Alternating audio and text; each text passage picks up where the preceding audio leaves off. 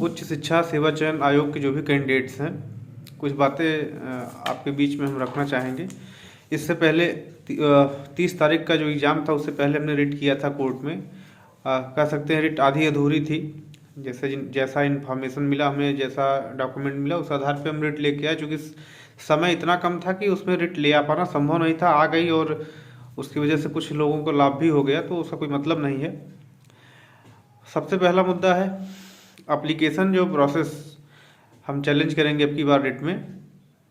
पहला मुद्दा ये एप्लीकेशन प्रोसेस का। दूसरा है समय कम देना। भाई एग्ज़ाम में इलाहाबाद में आप करा रहे हो और 24 घंटे 8 घंटे पहले एडमिट कार्ड आप जारी करोगे, तो संभव नहीं है कि कोई सहारनपुर से, कोई दिल्ली से इलाहाबाद में एग्ज़ाम दे पाए।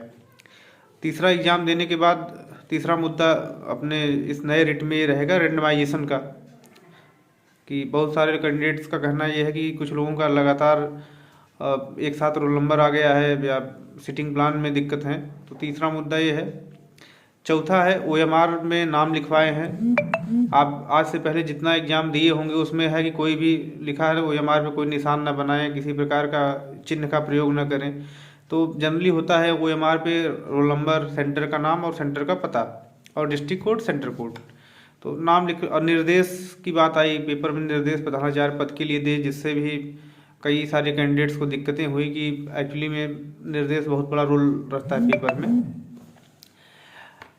और भी एक दो मुद्दे हैं। अभी 13 तारीख को जो परीक्षा होने वाली है उसमें आज का पेपर में मैंने पढ़ा, या और भी डॉक्यूमेंट्स, एडमिट कार्ड्स हमारे पास आए, मेल को फीमेल कर दिए हैं। देखिए, आयोग जो गलतियां कर रहा है, आयोग तो एक लाइन में कह देगा कि हमें खेद है, ये हो गया, लेकिन जो मानवीय त्रुटि के आधार पे जो कैंडिडेट्स परीक्षा से वंचित हो जा रहे हैं, उम्र वापस तो आएगी नहीं या समय वापस नहीं आएगा।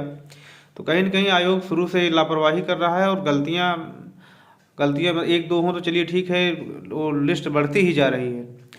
और इस बीच जो है कुछ लोग हमसे संपर्क भी किए, कुछ लोग एग्ज़ाम दे लिए हैं उसके बाद भी संपर्क कर रहे हैं कि भैया तो इतना करके आए हैं, उसके बाद भी संदेह है। कुछ लोग कल लगातार हो गया, परीक्षा में नियमितताएँ हैं। तो ये सारी बातें आपकी अच्छे तरीके से कोर्ट में रखी जाएंगी। कैंडिडेट्स जो भी इसमें हमारे रेट में शामिल होंगे, प्रॉपर डॉक्यूमेंट जो सही तरीका है भेजने का वो इंडिविजुअली आप भेजिए। पिछली बार रेट में जो हुआ था, क्या एक साथ एक ही व्यक्ति को भेज दिए, तो सरिता कुमारी का है तो उसमें पेमेंट स्लिप किसी और की लग गई। क्योंकि समय कम होता है तो हम लोग उसको डॉक्यूमेंट को जो है वेरीफाई नहीं कर पाते कौन किसका डॉक्यूमेंट है। तो अब की बार इंडिविजुअली आप अपने डॉक्यूमेंट्स ही भेजिएगा जिनको रेट में शामिल हो।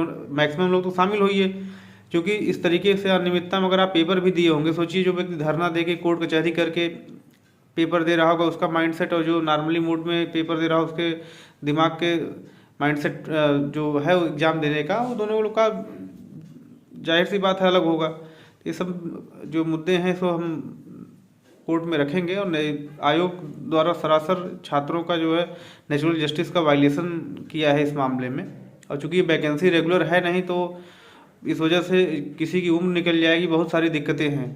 तो इसको सीरियस लिया गया है और मैक्सिमम लोग हमारे साथ के ही पढ़ने वाले थे उस रेट में। और ऐसे जनरली बहुत सारे लोग कई अन्य वकील साहब को पास गए, लेकिन समय कम होने की वजह से रिट आ नहीं पाई प्रॉपर वे में। एक हमारी ही रिट थी जो समय से कोर्ट में पहुंची, वो भी आधी अधूरी कर सकते, उसको बहुत पूरा रिट नहीं माना जा सकता। की जानकारी अभी जितनी मिली उस समय केवल था कि एग्जाम टाल दीजिए, लेकिन अब है कि इनके आयोग में क्या कमियां थी वो हमने कैंडिडेट्स से जाना और इन सब चीज़ों के खिलाफ जो डॉक्यूमेंट मिले हैं वो लगा के और प्रॉपर तरीके से कोर्ट में आपकी बात रखेंगे। प्रयास यही रहेगा एग्जाम फिर से कराएं, और एग्जाम कराएं तो प्रॉपर समय दे के 15 दिन पहले हमें सूचित कर दें कि इस शहर में एग्जाम होना है और एडमिट कार्ड हमें दे दें 8-10 दिन पहले। ठीक है, थैंक यू।